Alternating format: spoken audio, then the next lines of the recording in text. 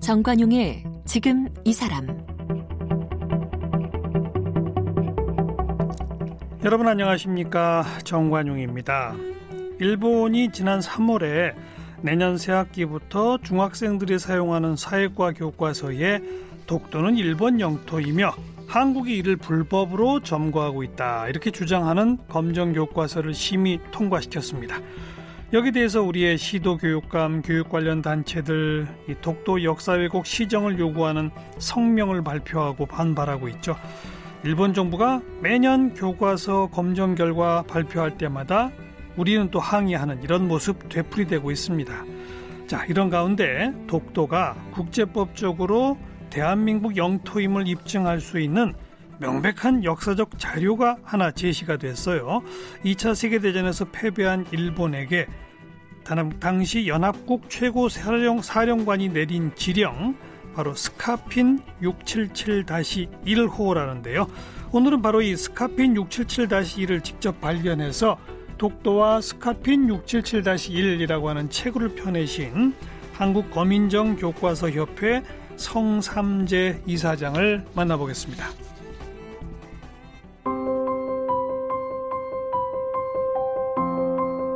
성삼재 이사장은 연세대학교 교육학과를 졸업했고 영국 셰필드 대학교에서 교육학 석사학위를, 성균관대에서 교육행정학 박사학위를 받았습니다. 제35회 행정고시에 합격해 대구광역시 부교육감과 교육부 기획조정실장, 교원소청 심사위원회 위원장을 역임했고 서울대학교 사무국장과 계명대학교 연구교수를 지냈습니다. 현재 한국거민정 교과서협회 이사장을 맡고 있고요. 지난 2001년부터 한일 간 독도 영유권 문제에 관심을 갖고 각종 역사적 증거 자료를 수집해 그 자료들을 바탕으로 저서 독도가 대한민국 영토인 이유와 최근 독도와 스카핀 677-1을 출간했습니다.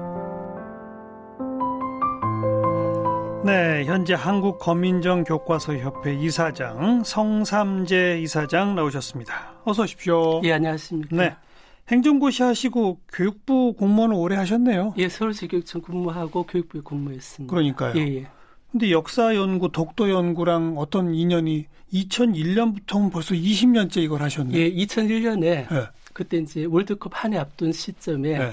일본 역사 왜곡 사건이 발생했습니다. 예. 그때 정부에서 일본 역사 교과서 왜곡 대책반을 만들었고 제가 실무반장을 임명됐습니다. 그러셨구나. 네, 그때 이제 일본 역사 교과서 왜곡 문제가 미래 세대를 위해 되게 심각하다는 문제를 알게 됐고 또 그중에 독도도 있었습니다. 업무상 시작하셨군요. 예, 그렇습니다. 그러다가 이제 보직이 바뀌면 그만하는데 쭉 계속 하셨네요.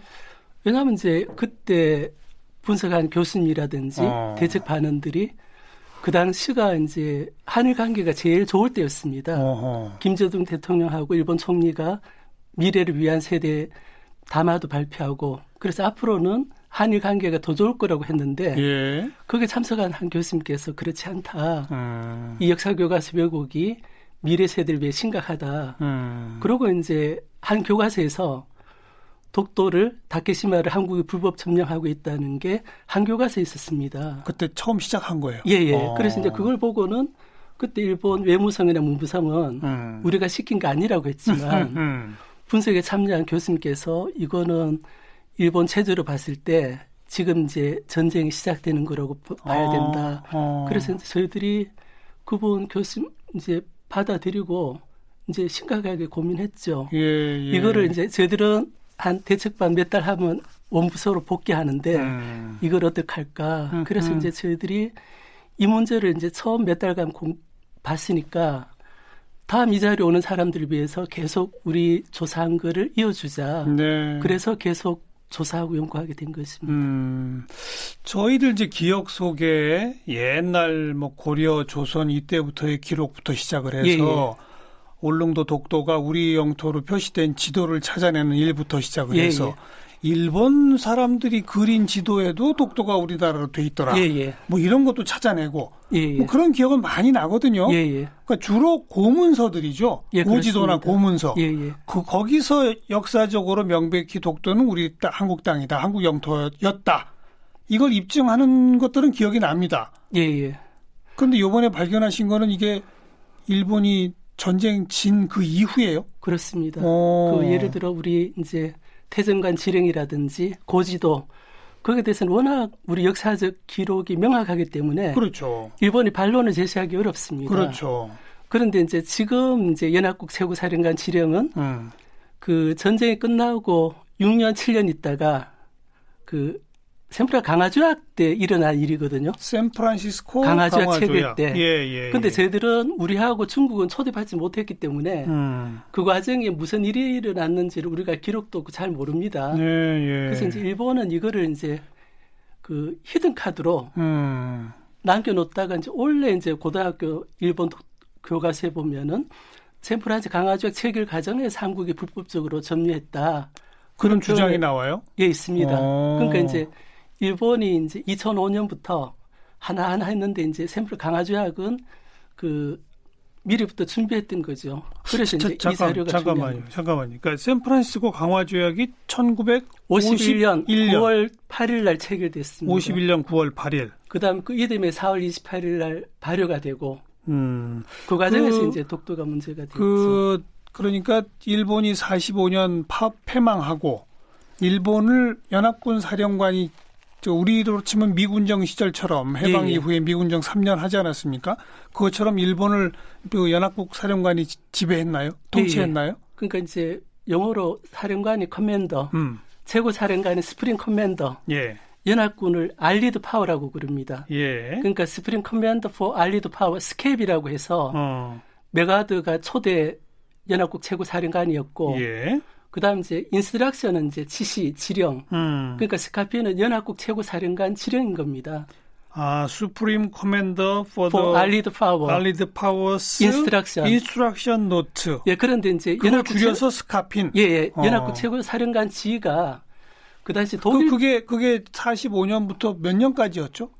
그게 52년 4월 28일까지. 아, 맞아요. 8일 전날까지도 지령을 내립니다. 즉 일본에게 저걸 넘기는 그 조약이 샌프란시스코 강화조약이요. 예, 9월 8일 날 체결하고. 그 샌프란시스코 강화조약은 어디가 참여해서 어떤 내용으로 체결된 겁니까? 일본하고 48개국이 48개국? 예. 사인했는데 이제 우리는 왜 48개 나라였죠, 이때? 일본하고 관계된 나라는 다 오라고. 전부 다. 예. 왜냐하면 일본이 태평양만 공략한 게 아니라 맞아요.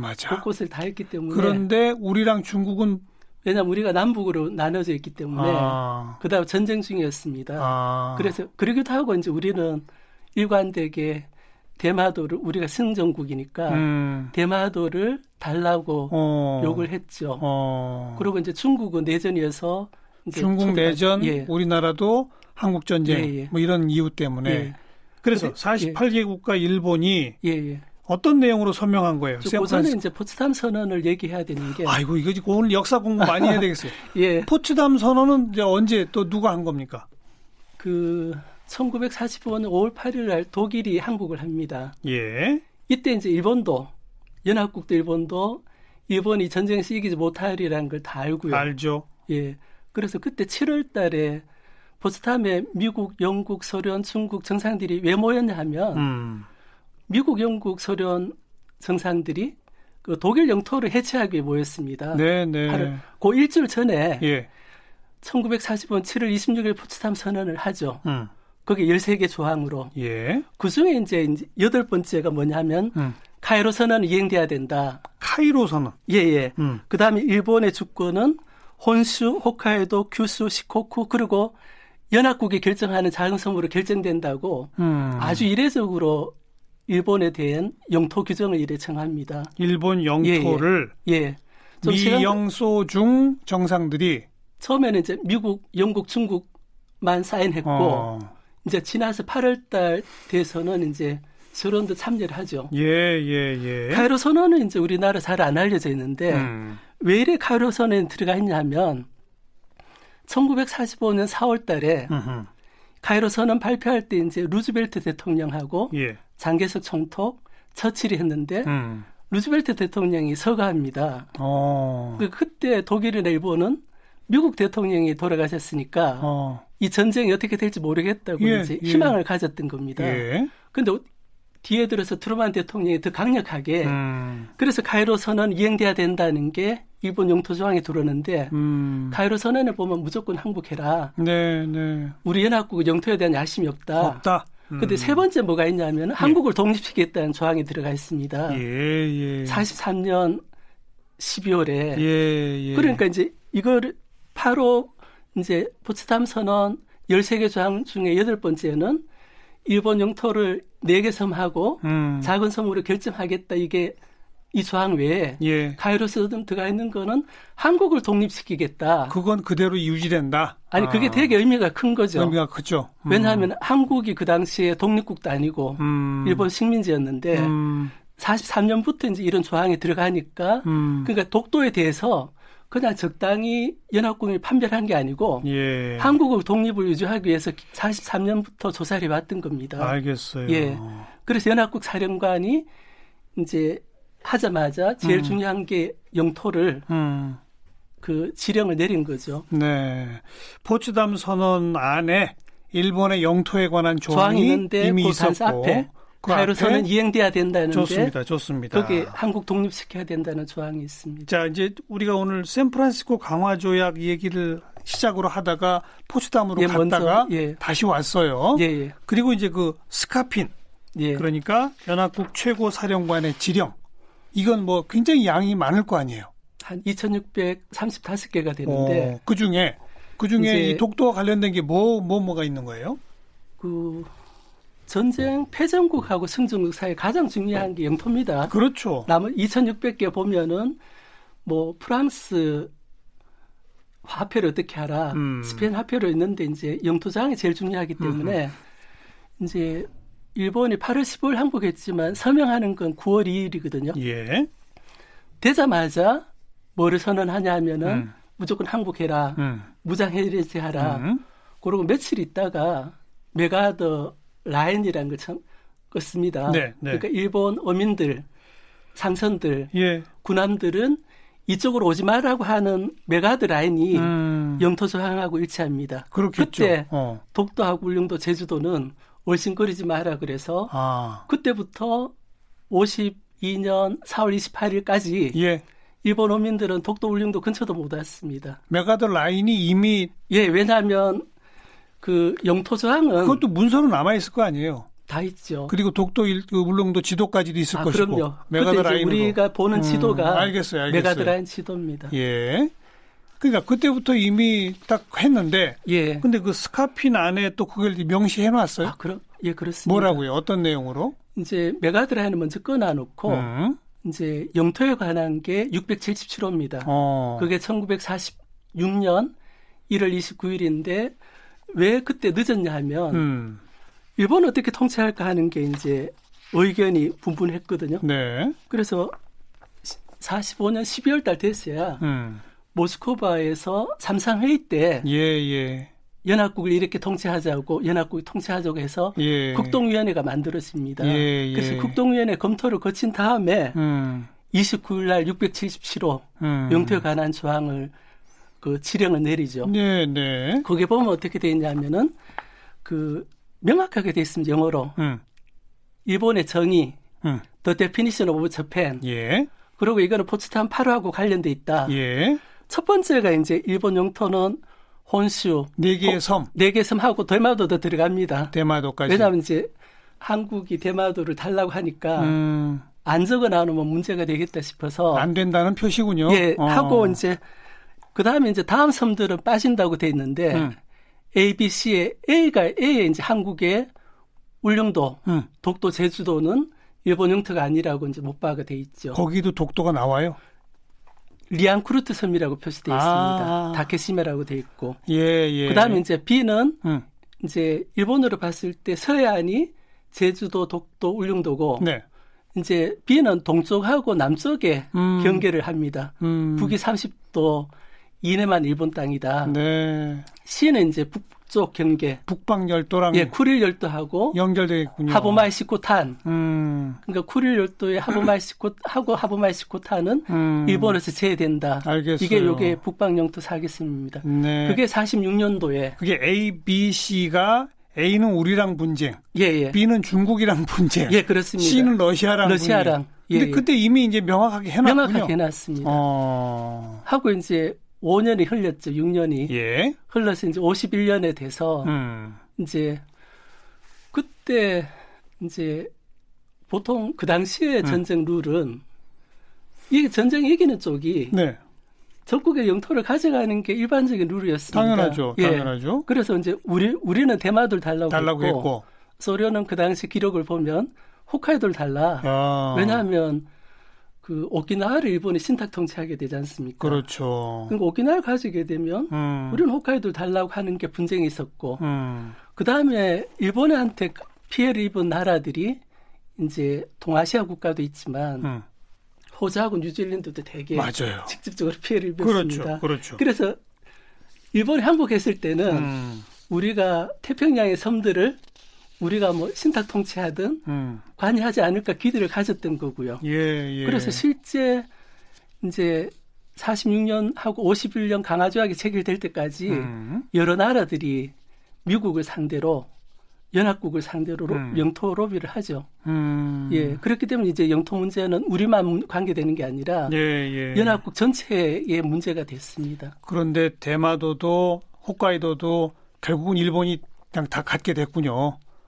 러시아의 러시아의 요구도 우리의 요구도 다 받아들여지지 않았군요. 결과적으로 받아들이지 않은 거죠. 네. 그런데 이제 일본 요구대로 독도가 일본 영토로 됐다는 근거가 없고요. 없죠.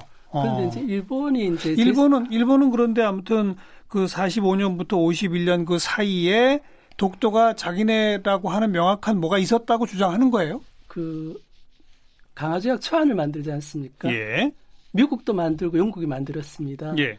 그래서 47년부터 초안을 미국이 만들기 시작했는데 5차 초안까지는 한국 영토에 가지고 독도가 돼 있고 그런데 6차, 7차에는 독도가 일본 영토로 돼 있습니다. 그래요? 예, 그거 이제 그랬기 때문에 그때를 근거로 이제 7차, 6차, 7차 초안을 일본이 갖고 있을 거 아닙니까? 그렇죠. 아마 그거를 이제 언젠가는 내밀려고 지금 독도 연구한 사람들은 대부분 알고 계신데 그런데 우선 왜 그때 6차, 7차 초안에 일본으로 됐을까요?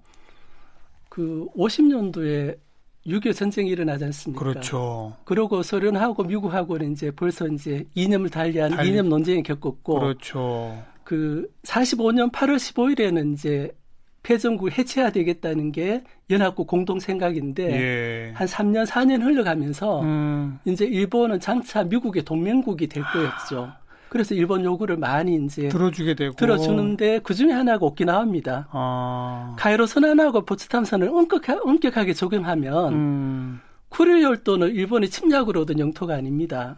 그래서 쿠릴 열도는 일본한테 돌려줘야 되고 그 다음에 오키나와도 독립시키거나 일본한테 줘야 되는데 국무부에서 이제 그 당시 47년 초안할 때는 오키나와를 일본에 돌려주는 걸로 이제 했는데 미국 국방부 군인들이 강력한 반대에 부딪힙니다. 왜냐하면 오키나와에서 많은 피를 흘렸거든요. 그렇죠. 고전에 이오지마 섬에서도 단일 전투에서 오키나와 이오지마 전투에서 되게 많은 병력을 잃었습니다. 그래서 우리가 피로 지켰다. 뺏었다. 이제 피를 흘렸는데 그걸 어떻게 패전국에 돌려주냐. 그렇죠. 그래서 낸 게 신탁 통치안이고 그것 때문에 이제 미국 국무부가 일본에 될 수 있는 대로 이제 영토 조항을 유리하게 하려고 북방 영토도 그렇고 독도도 일본 영토로 잠시 그러네요. 제시했는데 이제 영국하고 호주가 강력히 반대했죠. 그러니까 아무튼 처음 메가더 라인부터 해서 원칙이 다 지켜지다가 한국전 또 미소 간의 그 긴장 이것 때문에 지금 일시적으로 흔들린 거군요. 미국이. 그 당시에 일시적으로. 왜냐하면 51년 그때는 미국하고 일본하고 장차 이제 강화조약이 발효되면 그 미국 진영에서 미국의 동맹국이 될 예정이었죠.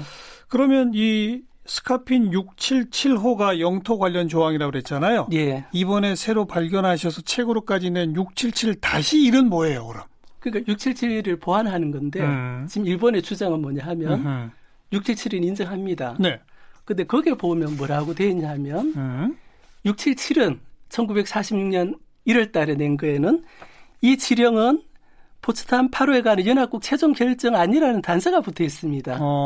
그러니까 이제 일본도 그렇고 우리나라 국제법학자도 독도는 우리 대한민국 영토이지만 스카핀 677이 우리나라의 근거 되기는 국제법적으로 부족하다는 게 일부 학자들이 문제 제기했습니다. 거기에 최종안이 아니라고 써있기 때문에. 최종안이 아니고 최종안은 샘플은 강화조약이다. 이제 일본 논리는 강화조약에 포기하는 영토가 아니니까 우리 거다 하는데 이제 일본 논리는 그렇지 않고요. 그런데 그러니까 677호를 일본이 인정하면서도 이건 법적 근거가 없다라고 주장해 왔는데 오고 실효됐다고 이제 효력이 없어졌다고 했는데 미군 정도 사라졌으니 강화조약 체결 이후에 3개월 뒤에 51년 12월 5일 날 677-1이 지금 발견을 된 거죠. 한 거죠, 제가. 그러니까 샌프란시스코 강화조약 이후에 677-1이 나왔어요? 못 박은 거죠. 그래요? 예, 그렇습니다. 그러니까 이제 이게 이제 일본은 그거 참 이상하네요. 그러니까 스카핀 677호에서는 이건 최종안이 아니고 최종안은 샌프란시스코 강화조약에 그런 말은 없지만 나올 것이라고 암시를 해놨는데 정작 강화조약이 맺어진 3개월 후에 다시 677-1호를 발령을 했어요. 6년 거를 다시 소환한 거죠. 뭐라고 돼 있어요, 거기는? 거기는 그냥 677 이제 당초 677에는 북위 30도까지 일본 영토라고 되어 있습니다. 그런데 이제 677-1에는 그거를 29도까지 그러니까 일본 영토를 한 7개 섬이 있는데 넓혀준 거죠. 그런데 굳이 그렇게 할 필요가 없었습니다. 왜냐하면 이게 논란이 될 만큼.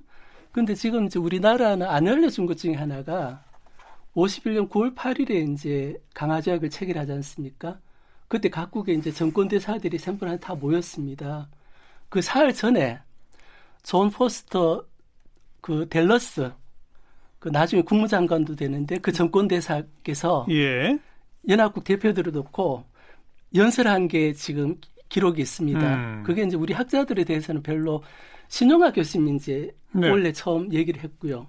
그거 보면 이제 정권 대사가 됐으니까 얼마나 그때 영토 로비를 막 받았다는 게 그냥 온갖 연합국들이 로비했고 그때 밝힌 원칙이 뭐냐 하면 만약에 홋카이도를 소련에 줄 수 없고 대마도를 한국 요구들을 준다는 게 새로운 분쟁을 야기하고 태평양의 여러 섬들을 호주하고 뉴질랜드 나눠주면은 포츠담 선언이나 카이로 선언의 명분에 맞지 않고 그래서 댈러스 연설에 보면 영토 문제는 6년 전 기준으로 간다는 게 내용이 있습니다. 그러니까 이제 그래서 이 샌프라 강화조약을 일본 영토 조항을 이제 빠진 걸로 결재를 하고 이제 연합국에 근무하는 연합국 최고 사령관 밑에 군인들이 볼 때는 이거를 이제 확정할 필요가 있었죠. 그래서 677-1을 하게 된 거는 댈러스 연설 때문이기도 하고 댈러스 연설에 이제 뭐가 소련을 기분 상하게 했냐면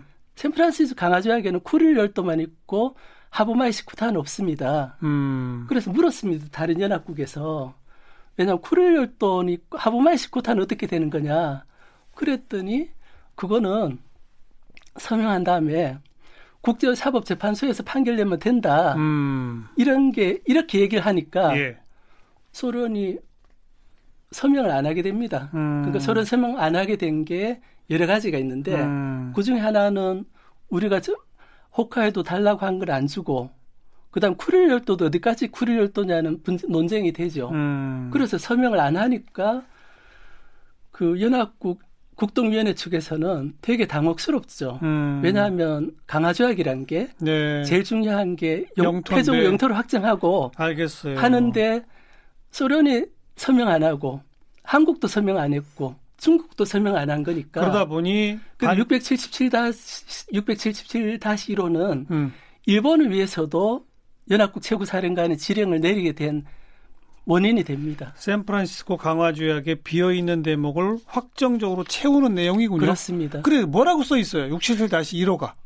1호에 그 짧게 돼 있는데 레퍼런스 해가 677 예. 7호. 예. 그 다음엔 중간에 그 1946년 3월 달에 841호를 해서 이제 일본 동경 밑에 있는 섬들을 네. 일본 영토로 인정해 줍니다. 예. 그래서 그 두 개하고 이제 일본 영토가 아까 앞에 677에 보면은 그 일본의 정의는 네 개 도서 홋카이도, 혼슈, 큐슈, 시코쿠, 대마도 포함해서 북이 30도까지 되는데 북이 29도다. 네. 북이 30도를 이제 29도로 바꾸는 그 내용만 들어가 있습니다. 예. 그리고 나머지는 677호하고 같다. 그러니까 우리 법률로 보면은 그 국회에서 개정하거나 공포할 때 되면 법률이 한 100개 있어도 개정하는 부분만 공포하지 않습니까? 그렇죠. 677-1호가 그 개정 두 부분만 하고. 나머지는 677과 같다. 그리고 이건 최종안이라는 표현이 나와요? 최종안 아니라는 표현이 빠집니다. 빠졌어요. 예.